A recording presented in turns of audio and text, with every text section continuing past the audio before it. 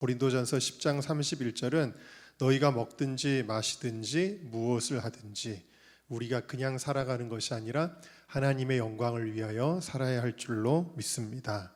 자, 그래서 그 창조의 원리를 우리 창세기 1장 말씀을 통해 보게 되면 저녁이 되고 아침이 되니 그랬어요. 첫 번째로 우리는 수면에 대해서 살펴볼 수가 있는데, 하나님은 세상을 어떻게 창조하셨냐면 밤과 낮으로 나누어서 창조를 하셨다라는 거예요. 그래서 하나님이 밤과 낮으로 나눌 뿐만 아니라 밤에는 뭘 하고 낮에는 뭘 하는 시간으로 만드셨냐면, 낮에는 일을 하고 밤에는 잠을 자는 시간으로 하나님이 만들어 놓으셨다라는 겁니다. 우리 시편 127편 2절을 같이 읽어보겠습니다. 시작. 여호와께서 그 사랑하시는 자에게는, 제가 이제 잠을 잘 못 자잖아요. 근데 항상 이 말씀이 의심이 되는 거예요. 사랑하는 자에게는 잠을 주신다고 하셨는데 하나님 나를 안 사랑하시나? 왜 이렇게 나는 잠이 안 들지? 그런 생각을 할 때가 많이 있었습니다. 정말 많이 이런 생각을 했죠. 근데 이 말씀의 원뜻은 잠을 쉽게 자는 사람이 있고 잠을 잘 못 이루는 사람이 있잖아요. 그러면 쉽게 자는 사람이 하나님이 사랑하는 사람이고, 잠을 잘 못 자는 예민한 사람은 하나님이 사랑하지 않는다는 뜻이 아니라, 이것은 뭘 가리키는 거냐면 하나님께서 인간에게 잠을 자는 존재로 만드셨다라는 뜻을 가지고 있는 거예요. 그러니까 하나님이 인간에게 잠을 자도록 만들어 놓으신 것이다. 그래서 우리가 잠을 자지 않는 것은, 물론 예수님도 철야 기도도 하시고 그랬으니까 우리도 때로는 밤을 새야 되는 순간들도 있겠죠. 그러나 이러한 삶을 계속하게 되면은 그 사람의 건강에 문제가 생기게 됩니다. 그것은 하나님의 창조의 질서에 우리가 정렬되지 않기 때문이라는 거예요. 그래서 우리는 하나님이 명령하신 대로 충분한 휴식을 해야 되는 것이죠. 그것도 밤 시간대에 우리가 그 잠을 자야 되도록 하나님이 우리를 만들어 놓으셨다라는 거예요. 근데 반면에 또 잠을 너무 많이 자는 것도 하나님의 창조의 질서에 어긋나는 것입니다. 잠언 6장 9절에서 11절까지 한번 읽어볼까요? 시작. 게으른 자여 네가 어느 때까지 누워 있겠느냐? 네가 어느 때에 잠이 깨어 일어나겠느냐? 좀 더 자자, 좀 더 졸자, 손을 모으고 좀 더 누워 있자 하니 네 빈궁이 강도같이 오며 내 곰핍이 군사같이 이르리라 그랬어요. 그래서 잠을 너무 많이 자는 것도 하나님의 말씀에 어긋나는 것이다 그랬어요. 잠언 20장 13절로 한번 가볼까요? 똑같이 이런 말씀이 있습니다. 잠언 20장 13절 말씀 제가 읽어드릴까요? 잠을 좋아하지 말라. 네가 가난하게 될까 두려우니라. 이렇게 써 있어요. 그래서 우리는 하나님의 창조 원리에 따라 적절한 수면을 해야 될 줄로 믿습니다. 두 번째로는 적절한 식사에 대해서 하나님은 우리에게 말씀해주고 계시는데요. 창세기 1장 29절을 한번 읽어봅시다. 시작. 내가 온 지면에 씨 맺는 모든 채소와 먹을거리가 되리라. 이 말씀은 뭘 보여주냐면 하나님이 처음 우리에게 주셨던 식단은 굉장히 심플하고 또 자연 친화적인 식단이었다라는 것을 알 수가 있습니다. 이것을 우리의 삶에 적용해 본다면 현대인의 식사는 굉장히 가공식품이 많잖아요. 이런 것들이 우리의 육신에 그렇게 좋지 못한다는 것을 암시해주고 있습니다.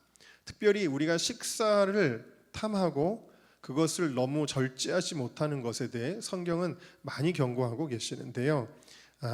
신명기 21장 20절에 보니까 패역한 아들에 대해서 이야기하는데 그 특징이 뭐예요? 먹기를 탐하고 술에 잠긴 자다. 여기 먹기를 탐하는 자다. 그러니까 먹는 일에 마시는 일에 절제가 없는 자는 불순종하고 무질서한 삶하고 연결되어 있다. 이 완악하고 패역한 아들이 특징이 먹는 거를 절제하지 못하는 아들이었다.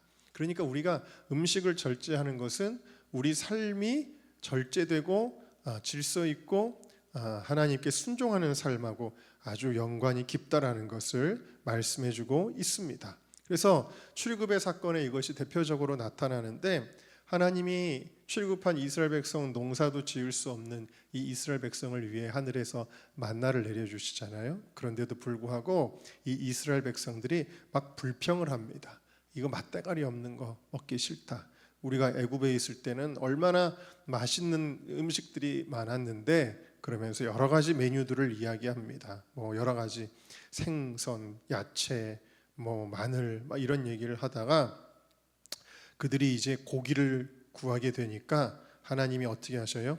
메추라기를 엄청 많이 모아서 그들에게 먹여주십니다. 근데 이게 축복이 아니었어요. 민수기 11장 33절에서 34절을 보세요. 고기가 아직 이 사이에 있어 씹히기 전에 여호와께서 백성에 대하여 진노하사 심히 큰 재앙으로 치셨으므로. 그래서 그곳을 이름을 기브롯 핫다와라 그랬는데, 이 기브롯 핫다와라는 말의 뜻은 욕심의 무덤이라는 뜻이에요. 그러니까 우리가 먹는 것도 절제하지 않는 것이 죄라는 것을 보여주고 있습니다. 잠언 23장 20절에서 21절 말씀 같이 읽어볼까요? 시작. 술을 즐겨하는 자와 고기를 탐하는 자와도 사귀지 말라. 술 취하고 음식을 탐하는 자는 가난해질 것이. 근데 음식을 특별히 탐하는 사람들은 또 뭘 더 좋아해요? 그 중에서도 고기를 좋아하잖아요. 근데 성경은 고기를 먹도록 허락하셨지만 고기를 너무 좋아하는 것을 결코 권하지 않는다는 것을 우리가 성경에서 자주 발견하게 되어집니다. 우리가 음식을 너무 우상화해서는 안 된다. 우리가 이 땅을 살아가기 위해서는 꼭 필요한 게 음식이지만 음식을 너무 좋아해서는 안 된다라는 것입니다. 그래서 갈라디아서 5장에 많은 성령의 열매가 있지만 그 중에 중요한 은사 중에 하나가 절제의 은사가 있습니다. 빌립보서 3장 19절 같이 읽어보겠습니다. 시작. 그들의 마침은 멸망이요 그들의 신은 배요 그 영광은 그들의 부끄러움에 있고 땅의 일을 생각하는 자라. 자, 여기 보니까 이 핵심이 뭐냐면 우리가 먹고 싶은 욕망, 식욕이 있잖아요. 이 식욕이 우리를 지배하지 못하게 하라는 거예요. 그러니까 그들의 신은 배요. 그러니까 배라는 거는 이제 식욕이거든요. 식욕을 우상화하면 안 된다. 신처럼 섬기면 안 된다. 항상 먹는 거에 내가 끌려가서는 안 된다. 라고 그렇게 이렇게 먹는 것에 대해서 성경이 이야기하고 있습니다. 그래서 우리는 먹을 때 너무 음식을 탐하는 것도 안 되고요. 또 뭐 음식에 대해서 가난한 사람은 당연히 맛이 없는 걸 먹을 수밖에 없죠. 우리가. 그런데 그렇게 우리에게 주어지는 음식, 교회에서도 그런 분들이 있잖아요. 이런 걸 주냐 그러면서 이제 불평하는 경우가 있지만 우리는 음식을 먹을 때 어떤 마음으로 먹어야 되냐면 디모데전서 4장 4절에서 5절 말씀처럼 우리는 항상 감사하며 먹어야 될 줄로 믿습니다. 감사하며 절제하며 먹는 것이 우리의 믿음의 표현인 줄로 믿습니다. 그 다음에 우리의 육신을 위해서 우리가 운동도 하잖아요. 그것에 대한 말씀도 성경에 있습니다. 디모데전서 4장 8절을 같이 읽어보겠습니다. 시작. 육체의 연습은 약간의 유익이 있으나 경건은 범사에 유익하니 금생과 내생의 약속이 있느니라. 아멘. 자, 그러니까 지금 이 말씀의 핵심은 사실은 경건의 훈련에 대한 거예요. 우리가 말씀 훈련, 큐티 훈련, 기도 훈련, 봉사의 훈련, 이런 훈련을 하는 것에 대한 키 말씀이지만, 그러나 여기 뭐라고 써 있냐면 육체의 연습도, 이거 운동이거든요. 육체의 연습도 하라는 거예요, 하지 말라는 거예요. 좋다는 거예요. 약간의 유익이 있다. 영적 유익에 비하면 좀 덜하지만 이것도 유익이 있다라고 말씀을 하시는 겁니다.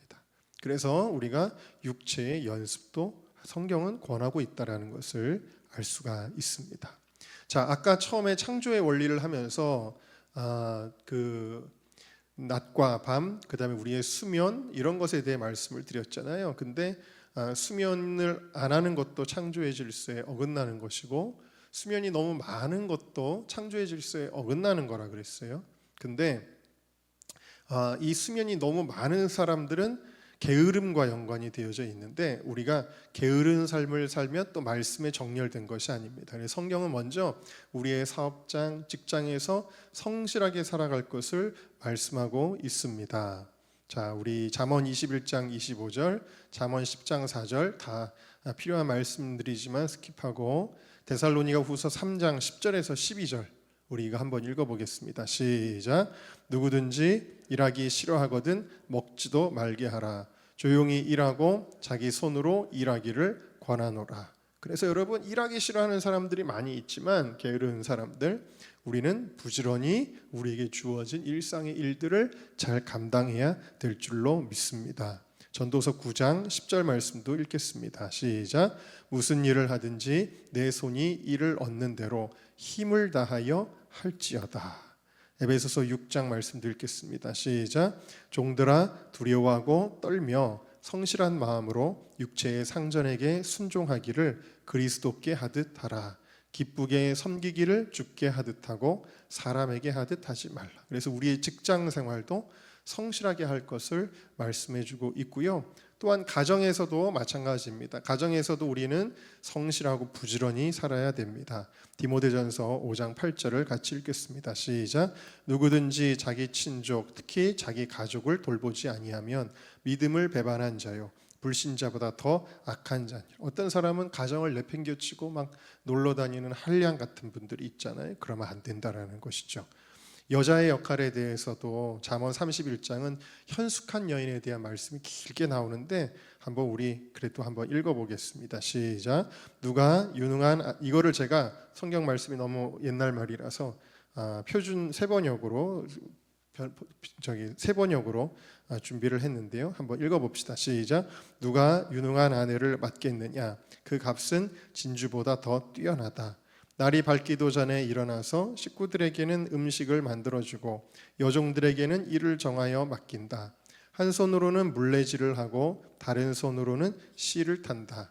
온 식구를 홍색 옷으로 따스하게 입히니 눈이 와도 식구들 때문에 걱정하는 일이 없다. 손수 자기의 이부자리를 만들고 고운 모시옷과 자주색 옷을 지어 입는다. 집안일을 두루 살펴보고 일하지 않고 얻은 양식은 먹는 법이 없다. 자식들도 모두 일어나서 어머니 업적을 찬양하고 남편도 아내를 칭찬하여 이르기를 덕을 끼치는 여자들은 많이 있으나 당신이 모든 여자 가운데 으뜸이요 한다.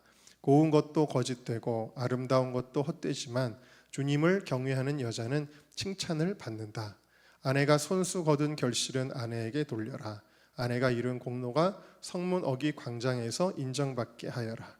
그래서 여자가 집안일을 소홀히 하는 것도 이것도 역시 말씀에 어긋나는 것이다. 그래서 집안일 잘 정돈하고 집안의 살림을 잘하는 것도 우리가 말씀에 정렬될 우리의 생활이라는 것을 알 수가 있습니다. 이따 신문 기사 좀 방송실에 누가 있어요? 그거 마이크 대고 이따 읽어주세요. 자, 우리 그 다음에 우리의 삶에서 우리의 생활이 말씀에 정렬되는 것을 방해하는 어떤 그런 중독, 우리의 나쁜 습관 이런 것들을 하나님은 바꾸라고 말씀을 하십니다. 에베소서 4장 22절에서 22절 말씀 같이 우리 읽어보도록 할게요. 시작. 너희는 유혹의 욕심을 따라 썩어져가는 구습을 따르는 옛 사람을 벗어버리고 오직 너희 심령이 새롭게 되어 하나님을 따라 의와 진리의 거룩함으로 지으심을 받은 새 사람을 입으라. 여기 뭘 얘기하고 있냐면 옛날 사람의 습관에 대하여 이야기하고 있어요. 늘 내가 살아가던 어떤 패턴 그런 것들을 가리키고 있거든요. 근데 이렇게 하지 말라고요? 네? 왜요? 네, 그렇게 옛날 습관으로 살아가서는 우리의 습관이 바뀌어야 될 것을 이야기합니다. 그리고 고린도전서 9장 25절을 보면 운동선수가 격투기 선수가 경기에 나가서 좋은 경기력을 보이려면 우리의 삶에 절제해야 된다. 우리의 삶에 없애야 될 것들을 없애야 된다. 히브리서 12장 1절 말씀도 우리 같이 읽어보겠습니다. 시작. 모든 무거운 것과 얽매이기 쉬운 죄를 벗어버리고 인내로서 우리 앞에 당한 경주를 하며 그랬어요. 그래서 우리의 삶에 우리를 얽매이고 있는, 다시 말하면 중독이죠. 그것들을 제거해야 된다라는 거예요. 국민일보의 어느 뉴스 신문 기자가 특집으로 써놓은 기사가 있는데 이 기사를 한번 여러분들에게 읽어드리도록 하겠습니다. 오늘날 현대인들에게 가장 큰 중독이 뭐냐면 이제 스마트폰이고, 스마트폰에 우리가 엄청나게 많은 시간을 보내고 있는데, 자, 24시간 동안 우리가 스마트폰에 넣는 시간이 엄청나다는 거예요. 몰랐는데 현대인들이. 여러분들도 스마트폰에 이렇게 보면 하루 사용량이 있거든요. 근데 그 시간이 굉장히 엄청난데, 이 스마트폰을 없애고 사용하지 않고 한번 살아봤다. 이 국민일보 기자가 그렇게 살아봤다라고 이야기하는 거예요. 한번 전도사님이 한번 읽어주세요. 빠르게 읽어주실래요? 스마트폰에서 눈을 떼자 잊고 있던 감각이 깨어났다. 고난주간을 맞아 14일 하루 동안 디지털 디톡스를 실천했다. 목표는 단순히 끊는 데 있지 않았다. 단순한 건 비어낸 시간에 무엇을 채우느냐다. SNS, 영상, 이미지, 컨텐츠를 멀리하고 성경 필사, 찬양, 책 읽기, 달리기로 하루를 채웠다. 하루의 시작도 달랐다. 평소엔 커피 머신 버튼 하나로 마시던 커피를 이날만큼은 드립으로 내렸다. 물 끓는 소리와 커피 방울이 떨어지는 소리가 이상하게 차분했다. 향도 평소보다 향긋한 것 같았다. 기분 탓이겠지만 나쁘지 않았다. 이번 디지털 디톡스의 핵심은 성경 필사, 손글씨로 적을 성경 본문은 신약 빌립보서를 골랐다. 감옥에 갇힌 바울이 쓴 짧은 서신이다. 외로움과 고통 속에서도 바울 사도는 항상 기뻐하라, 아무것도 염려하지 말고 기도하라고 권면한다. 고난을 묵상하기에 더없이 적절한 본문이었다. 성경은 대한성서공회가 지난해 펴낸 새 한글 성경을 골랐다. 다음 세대와의 소통을 위해 설계된 성경으로 현대어를 사용하고 긴 문장을 짧게 나눴다. 문장이 간결하니 본문의 메시지가 한눈에 들어왔다. 빌립보서에서 가장 잘 알려진 구절, 내게 능력 주시는 자 안에서 내가 모든 것을 할 수 있느니라는, 나에게 능력 주시는 분 안에서 나는 어떤 상황에도 대처할 수 있습니다로 번역된 점이 인상 깊었다. 한 줄 한 줄 손으로 옮겨 쓰는 동안 평소에는 스쳐 지나가던 구절들이 더 깊이 들어왔다. 필사에는 총 5시간이 걸렸다. 손글씨가 익숙하지 않아 시간이 더 걸렸고 펜을 쥔 손가락 관절이 아팠다. 쉬는 틈마다 습관처럼 손이 스마트폰을 향했다. 중독을 실감하는 순간이었다. 미국 정신의학회는 중독을 조절 실패, 금단 증상, 해로운 결과에도 지속하는 사용, 그리고 일상 기능 저하가 동반된 행동장애로 정의한다. 스마트폰의 스크린 타임 기능을 살펴보니 지난주 월요일 하루 사용 시간은 10시간 6분이었다. 영상 콘텐츠 소비는 5시간 38분, SNS 4시간 42분, 기타 앱 1시간 7분, 화면을 켠 횟수는 225회에 달했다. 출퇴근길, 식사시간, 운동 중 잠들기 직전까지 스마트폰은 손에서 떨어지지 않았다. 이어폰을 꽂고 화면을 들여다보는 일이 일상이자 루틴이 돼 있었다. 스마트폰 없이 탑승한 버스에선 창밖 풍경이 눈에 들어왔다. 관찰할 풍경조차 없는 지하철에서는 손바닥 지문을 들여다보며 시간을 보냈다. 퇴근 후에는 기타를 꺼냈다. 보혈을 지나 우리 때문에 같은 찬양을 불렀다. 모처럼의 기타 연주를 마친 뒤엔 조영민 서울 나눔교회 목사의 헤리티지를 읽었다. 다음 세대에 물려줄 가장 큰 유산은 돈이 아니라 믿음이라는 글귀가 내리에 남았다. 아이들을 재운 뒤에는 아내와 함께 달리기에 나섰다. 평소 같으면 함께 TV로 OTT 컨텐츠를 볼 시간이지만 이날은 비에 젖은 도로를 함께 달렸다. 이어폰 없이 6km를 뛰며 대화를 나눴고 이따금 찾아오는 침묵 속에는 예수님의 고난을 묵상했다. 달린 뒤에 샤워는 평소보다 따뜻하게 느껴졌다. 하루를 마치고 책상 앞에 앉아 남은 필사를 끝냈다. 손은 여전히 아팠지만 마음은 평안했다. 이날 기록된 스크린 타임은 48분. 업무를 위한 최소한의 SNS 사용 시간이 대부분을 차지했다. 하루 10시간 가까운 시간을 되찾았다. 그 시간을 어떻게 살았는지 돌아보며 짧은 기도로 하루를 마무리했다. 하나님, 오늘 디지털 디톡스를 통해 내 상태를 돌아보게 하셔서 감사합니다. 스마트폰에서 벗어나 말씀 속에서 다시 나를 보게 하셨습니다. 예수님의 고난을 기억하며 믿음으로 사는 삶을 선택하게 하소서. 아멘. 아멘. 네, 이 국민일보 기자가 이렇게 정말 실험적으로 스마트폰을 떼고, 그래서 몇 시간을 되찾았다 그랬죠? 아까 마지막에 자기가 10시간의 시간을 되찾았대요.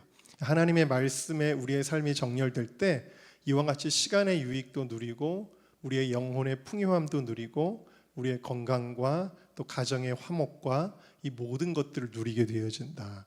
그래서 우리가 신앙생활할 때 교회에서 어떤 환상적인 기적과 은혜를 체험하는 것도 중요하겠지만 우리의 일상생활 하나하나에서 우리의 모든 삶의 습관들이 하나님의 말씀으로 정렬된다면 하나님께서 우리에게 놀라운 복을 내려주실 줄로 믿습니다. 그래서 우리가 일상을 정렬하는 데 있어서 가장 중요한 한 가지를 마지막으로 여러분들에게 말씀을 드리겠습니다. 함께 따라 하실까요? 하루를 결정하는 다윗의 루틴.